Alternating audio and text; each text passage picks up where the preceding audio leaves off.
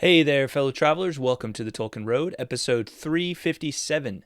In this episode, we're taking a quick break from the Fall of Númenor to review the new edition of the Letters of JRR Tolkien released just last week. This one right here. There you see it in all its glory. Before we get started, I'd like to give a double up air five to our amazing fellowship. Stick 'em up, fellowship. 3, 2, 1. Whoopsht. Very nice. Special thanks to this episode's executive producers, John R., Caitlin of Tea with Tolkien, Saber Systems, Melkor27, and KG. And a big thank you to our newest patron, Brian O. II. Brian O. II, thank you so much for joining our fellowship. Also, a shout out to those celebrating their fellowship anniversary in November of 2023, Paige H., Matthew F., Michael L., Alaskan Moose 31, Brian H., Chris B., and Daniel S. Thank you all so much for sticking with us over the years. Join the Fellowship of the Road by visiting patreon.com/Tolkien Road. When you join the Fellowship of the Road, it helps us to keep on evering on and lends you some cool perks along the way. Learn more at patreon.com/Tolkien Road. If you're watching, hit that like button. Don't forget to subscribe and let us know what's on your mind in the comments below. Finally, attention binge listeners, subscribe, rate, and review us on iTunes or the platform of your choice. If you are a 5-star fan of the Tolkien Road, you can really help us out by heading over to iTunes or your preferred source for the show and dropping us a rating and review. When you do that, it helps get the word out about the Tolkien Road, which helps us to keep on evering on. All right. Well, I've owned a copy of Tolkien's letters since July of 2012. That is this copy right here that you see on your screen. If you were to look at it, it is very well read, very well marked up, lots of notes within it. While I already knew and loved The Lord of the Rings and The Hobbit at that point, it may just be the case that this was the volume that started me down the path of the Tolkien Road back in that 2012-2013 timeframe. Why is that? Well, one of my favorite Bible verses is Proverbs 25:2. It's kind of a life verse for me. It goes like this: "It is the glory of God to conceal a matter, and the glory of kings to discover it." I think that's the key here, but let me explain. In Tolkien's fictional works, we sense deep and astounding truth, goodness, and beauty. As Lewis so eloquently remarked, in Middle-earth we find beauties which pierce like swords. To truly appreciate Tolkien's legendarium is to fall in love with it. As another British artist quipped, something happens and you're head over heels. But such a state of fascination and wonder inevitably seeks further knowledge, and so I sought the mind of Middle-earth's maker. How did Tolkien pull it off? Was he striving for the things that I took away from it? I needed to discover the deeper things I sensed were concealed within these stories, and so I dove into Tolkien's letters, and I found a treasure trove. Indeed, we've had entire episodes devoted to single letters or even passages from his letters. Our very first episode focused on the Waldman letter, in which Tolkien reveals his mind to a potential publisher. And my most popular video to date defends Tolkien against spurious and absurd claims that he secretly sympathized with Nazi ideology using passages from his letters. And so I was delighted to learn that we would be getting a revised and expanded edition of Tolkien's letters this year, and in this episode, we'll be taking a high-level look at what new writings this volume contains. So let's get started. So this is a revised and expanded edition of Tolkien's letters, which were originally published in 1981. Essentially, this is more or less the version that Humphrey Carpenter had originally intended, but was found to be unmarketable and therefore unpublishable because of its length. And so Carpenter was forced to shorten it, and that's how we wound up with the version we did. So what have we gained with this new edition that is apparently the one that we were supposed to have in the first place? In concise terms, 150 new letters and 45 expansions upon previously included letters. Now, I don't plan to go deep into any particular letter, new or old, in this episode, but to provide some notes and a brief overview of what I've discovered so far about the new material. So let's take a look at the new stuff. One quick note on the new stuff. The original letter numberings have been kept and the new letters inserted chronologically, so that the new material is appended with a letter identifier. Thus, the letters immediately following letter 8 from the old edition are sequenced as 8a, 8b, and 8c. As for the expanded letters, I don't know that there's a convenient way to identify those, unfortunately. There is a little bit of new material at the end of the Waldman letter, and I've found a couple of other instances so far, but I don't know that it's marked out anywhere for us. But the new stuff you can find by looking through, by just kind of flipping through and saying, okay, here's 8a, here's 8b, these are the ones with letters at the end, these are new letters. Well, let's take a look at some of the highlights from this new material. So I've mentioned 8a, 8b, and 8c. These were highlights for me. They're pretty early in the book.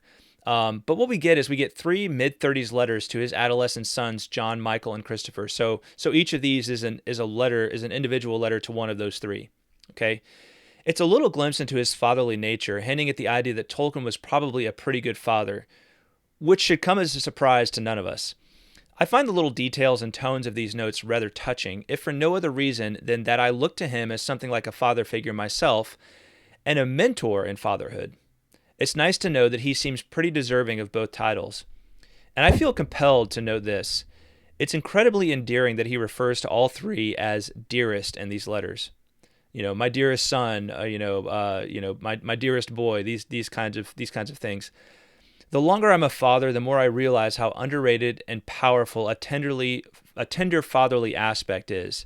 It's that ability to, a father has to be sometimes maybe firm, no nonsense at times, but I've just become increasingly convinced how powerful it is to show some tenderness, right? To try a little tenderness, as they say.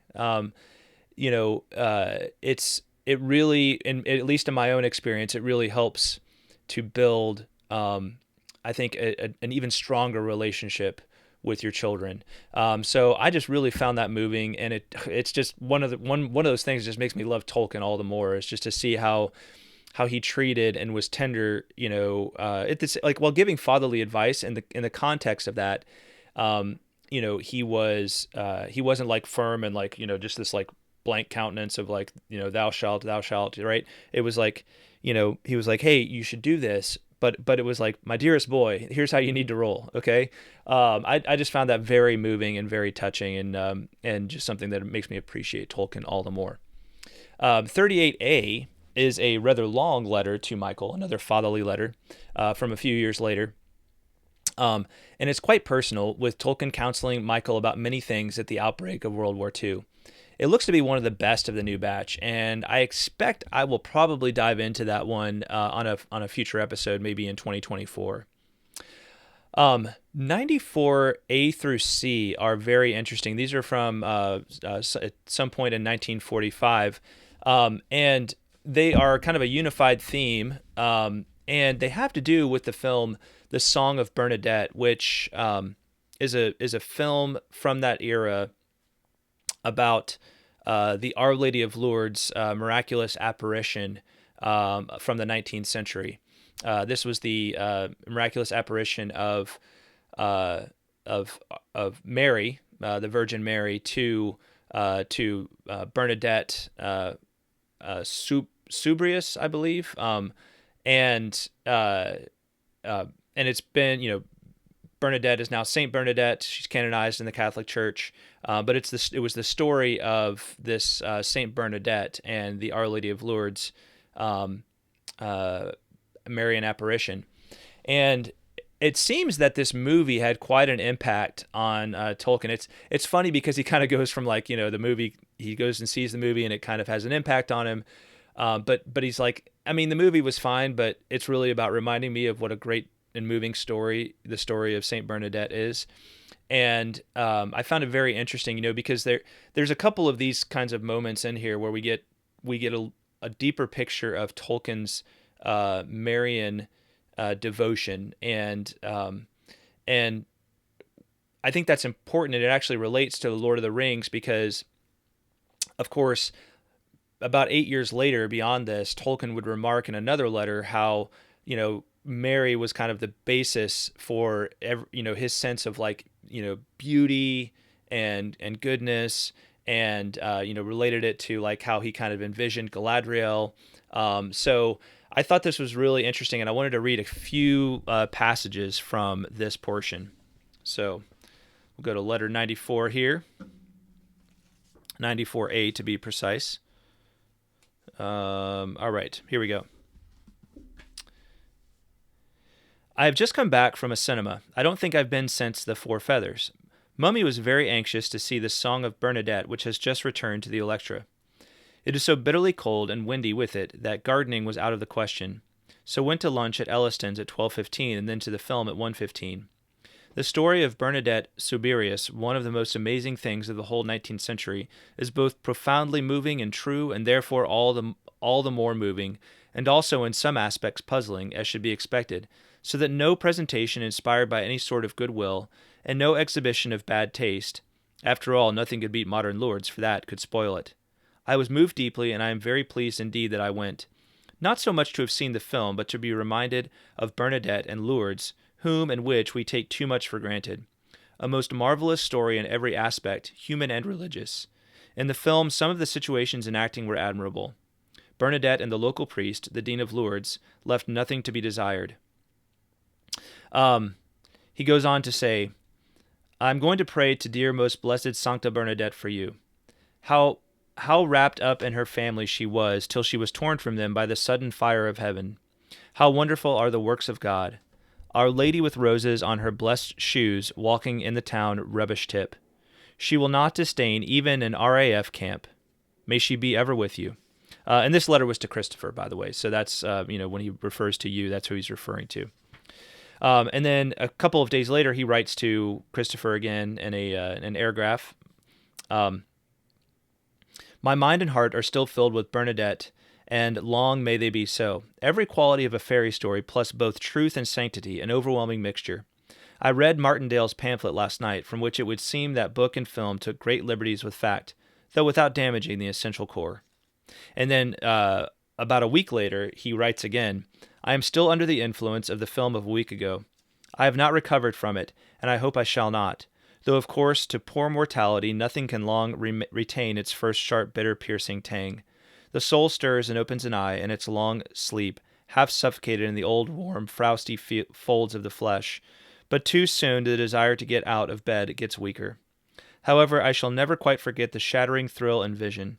All the more remarkable because reflection and reading shows the film in itself to have been a travesty, and not even frightfully good in its own false way. But the reflection at many intermediate stages of something so strange and beautiful and true has a power quite beyond the cracked and murky mirrors. And as the people first went merely to gaze with awe and overwhelming emotion at the mere reflection of the glory on little Bernadette's face, so I would go and see the reflections of that reflection through all its dismal stages down to the frosty Electra if I could. At any rate, I must now say the rosary often. My heart is filled with the thoughts of that little girl saying the rosary with Our Lady, and noting with that clear simplicity of hers, though she did not seem to perceive it at the time except as a curious fact, that Our Lady only said the Glorias. This detail is of course not from the picture, but how movingly fitting a detail. All the other prayers, except perhaps Hallowed be thy name, are for people on this earth. Well, it is quite incommunicable by air letter, and probably the film itself would only have that effect on anyone if it was God's will. Just as only little Bernadette saw, the others only saw the effects, so I will say no more. Just really shows how he was very, even though maybe his estimation of the film went down pretty quickly, the film itself, he was still, compelled by the memory of the historical details of the story of Bernadette, right? The actual historical details of the story of Bernadette, and the power that they had in, and bringing to mind, back to his mind, that story, and really compelling him, inspiring him to say the rosary, right? To continue saying the rosary, to renew that particular devotion. So, another topic that maybe we'll dive into at some other point and consider how that story of Bernadette may have impacted Tolkien in his writings of Middle Earth. A couple of several hundred letters later, we get 179A, where he asks his eldest son, who is now Father John, to say two masses. One among many very Catholic touches that seems to have been worked back in to the letters. The first one he asks for is for Mabel, his mother, who has been, passed away for some time now, probably close to 50 years at that point. And he asks for one in honor of Our Lady in Thanksgiving. And I just kind of loved this little note. We talked about fatherliness early on, but we see here that he had a deep devotion to his two mothers, right? To his lineal physical mother and to his spiritual mother as well. So he asked Father John, his son, to say these two masses for their sakes. Shifting gears a little bit, we jump forward to letter 194A. And I found this one particularly interesting because, and this is addressed to Michael, his middle son, and this is, of course, probably, let's see here, what was it? It was into the 50s, maybe the 60s? Let's see here. Looking at 194A. And this would have been in November of 1956. So I found this particularly interesting because, we know of his disdain for the Nazis, but in letter 194A, we get a glimpse of his feelings about the socialists and leftists. In a word, he didn't like them either. Okay, so here are some choice quotes from that. First, on socialists, he says, "A socialist government will pretty well reduce me to penury or retirement." Okay, so he's basically complaining about the fact that he's making some money from the sales of his books, but the government is coming along and taking a lot of it. And he actually complains about this a decade later in another letter, but complains about the socialist government there. And then in the same letter, he says, "Beware, all leftists are anti-philology. All leftists are anti-philology." That really kind of made me scratch the old beard there. I was like, what's he mean by that? It's a pretty startling statement, and I mean, that's one of the worst things. That's one of the worst insults that Tolkien could probably deal out to somebody, because, of course, philology was his passion. So, this is one that I think at some point I'd like to explore. Why did he say that? What did he mean by that?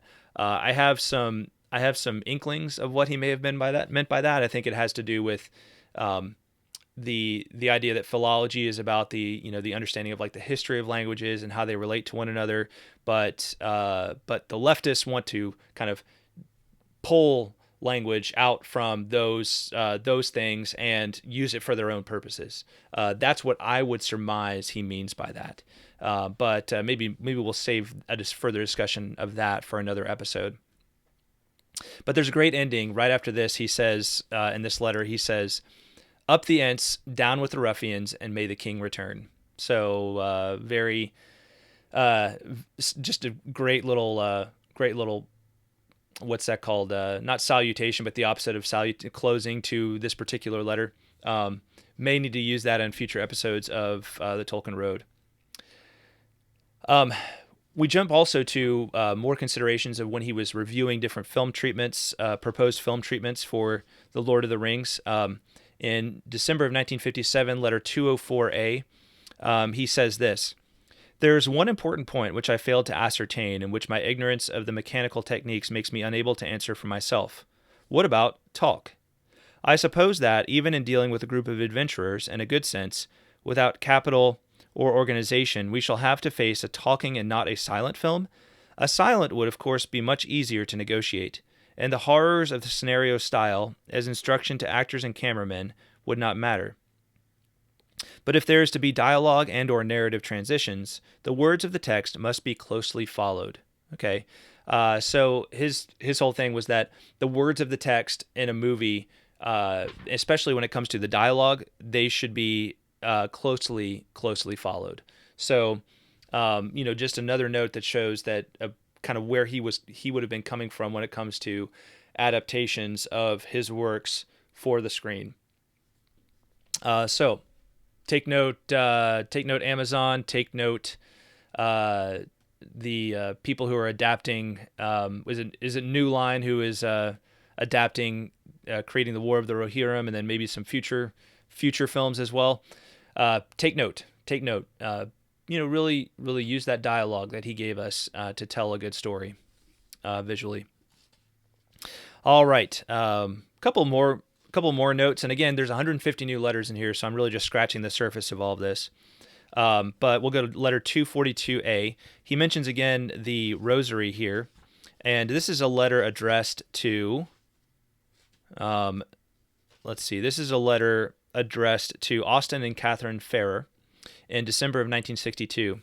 He says, "Perhaps I may also now, as I have meant to do for some time, that though I only briefly thanked Austin for his booklet on the rosary, I hope I did, I have now had it by me for a long time, and I have derived profit and encouragement from it.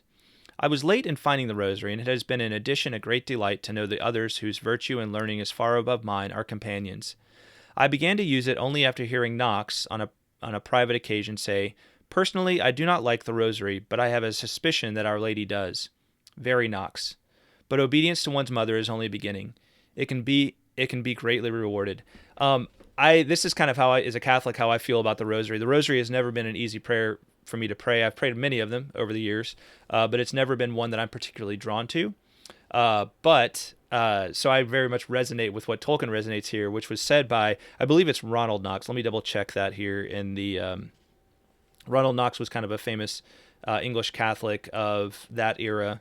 Let's see. Yes, Monsignor Ronald Knox, who lived from 1888 to 1957, former chaplain at the University of Oxford, who completed the new translation of the Latin Vulgate Bible used in Catholic services in the 60s and 70s. So yeah, this resonates with me personally. I do not like the rosary, but I have a suspicion that Our Lady does. Right. So Our Lady's telling us to pray the rosary. I'm going to pray the rosary. And, when I pray the rosary, I pray it for peace among the nations. And I know it's a mighty weapon. And so even though it might not be my favorite thing to do, my favorite prayer to pray, it's kind of like working out, I guess you could say. Like, you do it and you feel good after you do it, right? And you did something to make yourself stronger, right? And hopefully to help others, right? So really like that little snippet from Tolkien, and it kind of makes me feel good that he feels the same way about the rosary that I do. So, but these are great words. Obedience to one's mother is only beginning. It can be greatly rewarded. Good stuff. All right. And then the last letter I was going to take a look at, last of the new material in this episode, is letter 254A. And, we don't normally, talk a lot about sex, right? Sex on this podcast is not really a topic that comes up all that much when it comes to Tolkien, but probably because he didn't have a particularly he was a, I guess, a proper gentleman, I guess you could say, right? He wasn't the kind of guy that's just going to be, talking about such topics like just willy-nilly whenever he felt like it, right? So he wasn't going to be, he wasn't the kind of person that would be talking about that would be engaging in like salacious conversation, all the time. But there are instances, even in the original, there's another letter that deals, quite a bit with this topic. This one was to Christopher, that I'm about to read from. There was another one, I believe, to Michael that's in the original version of the letters. And at some point we might actually do an episode on both of these letters together, because it's worth considering how Tolkien viewed this particular topic, because I think it does have an impact on how he portrays his characters and his stories, and it has an impact on us understanding better where he was coming from in so many things. But this is what he says in this letter, 254A. "Alas, sex and marriage are intractable problems in which the profound disorder of the human psyche is most clearly seen. Of all the human gifts, they have been in all recorded history the most horribly abused, and all thought and emotion that touches upon sex deranged and confused, so that its natural force is difficult to control, indeed for many overwhelmingly strong. Nearly all the known heresies and apostasies and personal defections have been due to this force, or to an equally insane reaction against it. Humanity hovers perpetually between disgust and lust." I just think that's a particularly, just kind of a particularly insightful general statement about the topic. And it makes me think that, like, at some point, it might be worthwhile to spend time kind of going into his thoughts on that particular topic. So anyway, do with that what you will. But I thought, just again, like, it just shows, even in that one paragraph written in a personal letter to his son, that there's all of this wisdom within the mind of this man, and it just it makes me appreciate him that much more. All right. Well, the last thing I want to cover is, and this is actually in the original version of the letters, but I was just reminded of how much I love this. It's Tolkien's last word. This was written 4 days before he died. It's found in the last letter in here. Let me get you the number here. Where is it? Here we go. Letter 354 to Priscilla on August 29th, 1973. I just love this. He says his last line after, it's like a PS, right? Postscript in this letter. He says, "It is stuffy, sticky, and rainy here at present, but forecasts are more favorable." This is just a sublime little snippet of poetry, the last written words of a great man who has been an oracle of hope to so many. Undoubtedly, it was not intended to be the final word, and in that way, it rather reminds me of that amazing last line of Lord of the Rings, that understatement of understatements, spoken by Samwise Gamgee. Well, I'm back.